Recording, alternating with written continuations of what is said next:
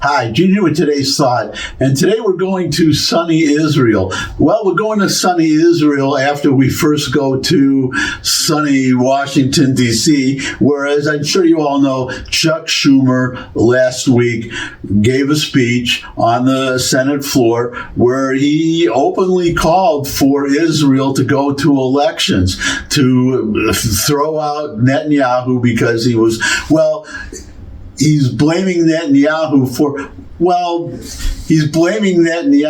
it's so funny. He's blaming Netanyahu for Biden losing Michigan, is what it all boils down to. Of course, Schumer's not going to say that, but Netanyahu's determination to defend his country, to destroy Hamas, is hurting Joe Biden with the Arab community in Michigan. And that's why you've seen a bit of a shift in the traditional support that Israel enjoys from both parties. And actually from the most of the United States, most recent polls showed 82% support for Israel destroying Hamas. Now, the problem for Democrats is it turns out they have a very large anti-Semitic wing of their party, and at least in Michigan, Biden needs them to win, to carry that state. So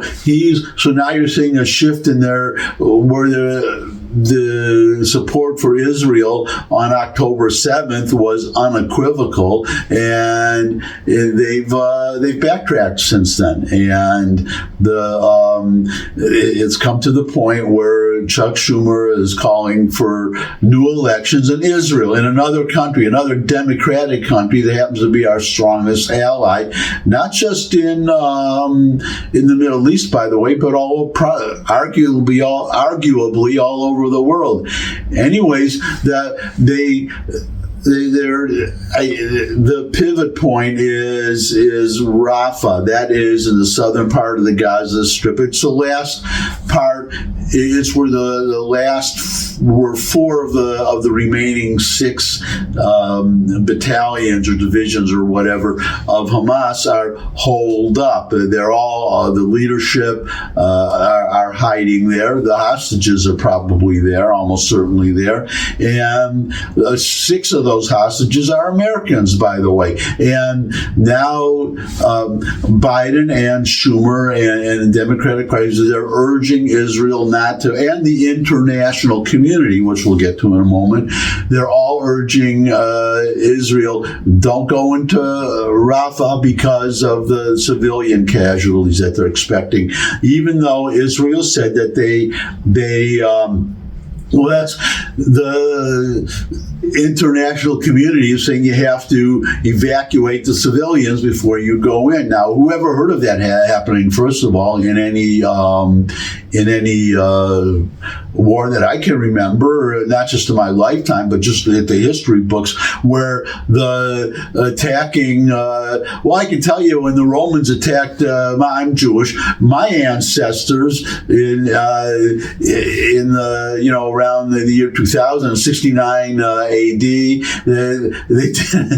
didn't evacuate the Jews then, the Judeans, before they went in. I've never heard of this, but Israel said, we're going to do that. We're doing that, and still Israel is they haven't attacked yet. They're evacuating the civilians. So they said they're going to do it, but still they're getting all this pressure not to go into Rafah in Israel. This has happened. This has been the whole history. If you want to know why we are at this point, after Israel being in several wars since it was reestablished, since Jews reclaimed their sovereignty in their homeland in 1948, there's been several wars, and none of them have been. It's always been the same pattern where Israel would be attacked, they would be on the defense, then they would turn the tables, they would be on their way to a victory, and the international community would pressure them to stop, short of victory. And it would just set up, the table for another war a decade or so later, another war, and the Israelis have finally said, we're fed up, we're not going to do this anymore, we're going to eliminate Hamas, and then we're going to, that's the other thing, they're also being pressured, don't do anything that don't hurt a hair on the head of Hezbollah in the north, and Israel said no. There's a UN resolution 1701, which ended the 2006 Hezbollah-Israel war. There's another time when they tried to win from the air, then they were finally sending troops in, they were turning the tables, and they were pressured by George W. Bush and Condoleezza Rice to stop short of victory. So they did, but there was a UN resolution 1701 which said that the Lebanese army was to come control the south, and Hezbollah was to move north of the Litani River, which is about 25 miles north. In other words, get the heck off of Israel's border. And they didn't do it. And so now Israel said, well, we're going to be giving them an ultimatum. They have to move, and if they're not, we're going to move them by force. And right now they're waiting. They're doing a smart thing. Hezbollah is, well, the other side, Hezbollah has 150,000 rockets, yada, yada, yada, and they could destroy Israel. And Israel, well, they're not using them. They're sending in a token. They launch a few rockets into Israel, and Israel, retaliates. But Hezbollah has not escalated, and it's because they know they're going to get the behinds kicked if they do that, and that's eventually what may happen. Israel's smart now not to have, they can avoid it, a two-front war. They will deal with Hamas, and when Hamas is done, then they can turn their full attention to Hezbollah.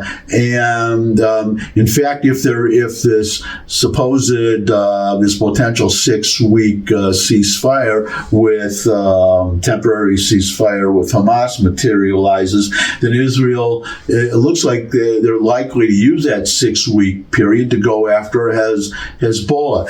But the point is, whether you're talking about the north or the south of Israel, Israel is being pressured to stop short of victory, which is in the politics of the Middle East. Stopping short of victory is the same as losing the war, because as some Israelis have said, some Israeli generals said, if you kill every member of Hamas and there is one left, and he could be bloody and wounded, but he'll stand up and wave a Palestinian flag, and the whole Middle East will cheer, and they will say, look, Hamas stood up to mighty Israel, and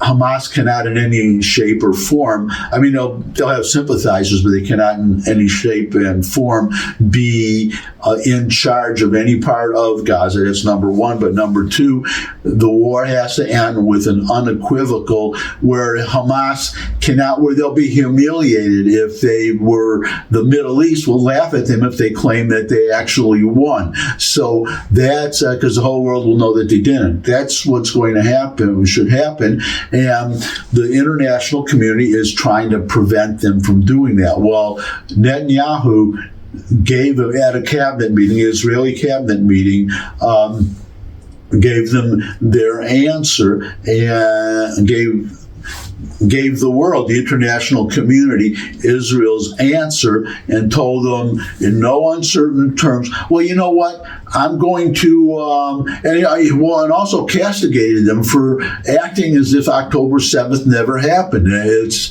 the whole world acts as if they've completely forgotten that. But now I'm kind of speaking for Netanyahu when I have him on tape to speak for himself. So you've heard enough from me. So here's Benjamin Netanyahu.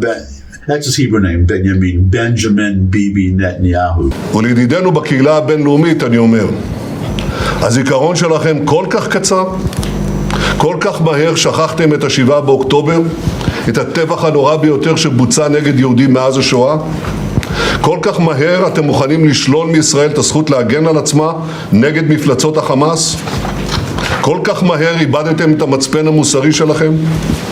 במקום ללחוץ על ישראל, שנלחמת מלחמה שאין צודקת ממנה, נגד אויב שאין אכזר ממנו, תפנו את הלחצים שלכם נגד החמאס ונגד הפטרון שלה, איראן. הם אלה שמהווים סכנה לאזור ולעולם כולו. אם נפסיק את המלחמה עכשיו, לפני השגת כל יעדיה, המשמעות היא שישראל הפסידה במלחמה. ואת זה לא נאפשר. לכן אסור לנו להיכנע ללחצים הללו, ולא ניכנע להם. להפך, האמת הפשוטה הזאת רק מחזקת את הנחישות שלנו להדוף את הלחצים ולהמשיך להילחם עד הסוף, עד הניצחון המוחלט. שום לחץ בינלאומי לא יעצור אותנו לממש את כל מטרות המלחמה. חיסול החמאס, שחרור כל חטופינו, ולהבטיח שעזה לא תהווה עוד איום נגד ישראל. They're going to win. This time they're going for victory. No one's going to stop them, and the international community is just going to have to accept that. And that's my thought for today. Thanks for stopping by. If you could subscribe, that would really be great. Share this video with anyone you think would benefit from it. And your comments are welcome below this video in the comments section. And I look forward to seeing all of you again. And until I do see all of you again, bye.